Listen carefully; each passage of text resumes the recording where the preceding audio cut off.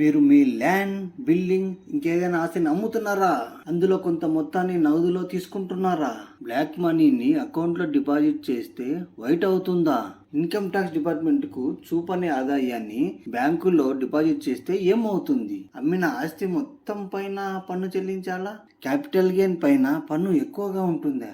Capital gain పన్ను తగ్గించే మార్గాలు ఏవైనా ఉన్నాయా? ఈ వీడియోని పూర్తిగా చూడండి, ఎందుకంటే ఈ ప్రశ్నలన్నిటికీ సమాధానాలు ఇందులో ఉన్నాయి. చాలా మందికి ఒక తప్పు అవగాహన ఉంటుంది. రిజిస్ట్రేషన్ లో తక్కువ విలువ చూపించి మిగతా మొత్తాన్ని క్యాష్ లో తీసుకుంటే పన్ను నుంచి తప్పించుకోవచ్చు అని. కొంతమంది బ్లాక్ మనీని బ్యాంక్ లో డిపాజిట్ చేస్తే అది వైట్ అవుతుంది అనుకుంటారు. కానీ బ్యాంక్ అకౌంట్ లో డబ్బు డిపాజిట్ చేసినంత మాత్రాన అది వైట్ అవ్వదు. అది వైట్ అవ్వాలంటే ఆదాయపు శాఖకు పూర్తిగా ప్రకటించాలి, లేదంటే చాలా పెద్ద తప్పు చేసిన వారు అవుతారు. ఇది మిమ్మల్ని తీవ్రమైన సమస్యల్లో పడేసే అవకాశం ఉంది. అంతేకాక మీ పైన కేసు కూడా నమోదవచ్చు. ఇలా చేయడం వల్ల మీరు ఏ పొరపాట్లు చేస్తున్నారంటే, ఒక లావాదేవీలో 2 లక్షలు అంతకంటే ఎక్కువ క్యాష్ తీసుకోవడం నిషేధం. ఒకవేళ అలా తీసుకుంటే తీసుకున్న మొత్తానికి ఈక్వల్ గా మీపై జరిమానా పడుతుంది. మీరు ఒక సంవత్సరంలో 10 లక్షలు అంతకంటే ఎక్కువ బ్యాంకులో డిపాజిట్ చేస్తే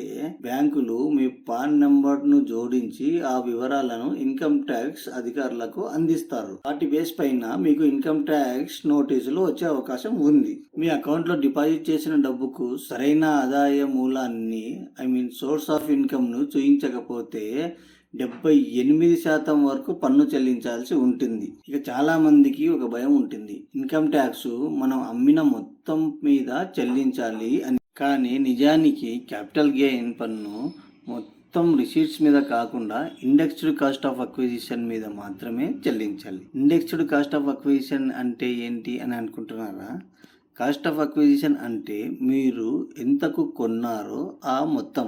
కానీ ఇండెక్స్డ్ కాస్ట్ ఆఫ్ అక్విజిషన్ అంటే అదే మొత్తాన్ని మీరు అమ్మే టైంకి ఇన్ఫ్లేషన్ను జోడించి పెంచి చూపించడం అంతే. ఫర్ ఎగ్జాంపుల్, మీరు జూన్ 2000లో 10 లక్షలకు ఒక ఆస్తి కొనుగోలు చేస్తే దాన్ని కాస్ట్ ఆఫ్ అక్విజిషన్ 10 లక్షలు అవుతుంది. ఇండెక్స్డ్ కాస్ట్ ఆఫ్ అక్విజిషన్ మార్చి 25 నాటికి 36.3 లక్షలుగా పరిగణిస్తారు. ఇది ఇన్కమ్ ట్యాక్స్ రూల్స్ ప్రకారం క్యాలిక్యులేట్ చేయబడింది. ఇప్పుడు మీరు అదే ఆస్తిని 50 లక్షలకు అమ్మితే మీరు ఎంత మొత్తం పైన ట్యాక్స్ కట్టాలి?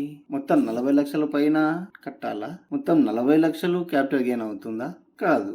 50 లక్షల్లో 36.3 లక్షలు ఇండెక్స్డ్ కాస్ట్ ఆఫ్ అక్విజిషన్ తీసాక వచ్చే 13.7 లక్షల మీద మాత్రమే మీరు పన్ను చెల్లించాలి. అది కూడా కేవలం 20% మాత్రమే. ఇక్కడ మీరు ఒకటి గుర్తుంచుకోవాలి, ఈ ఇండెక్స్డ్ కాస్ట్ ఆఫ్ అక్విజిషన్ ఎవరైతే జూలై 23, 2024 లోపు ఆస్తిని కొన్నారో వారికి మాత్రమే వర్తిస్తుంది.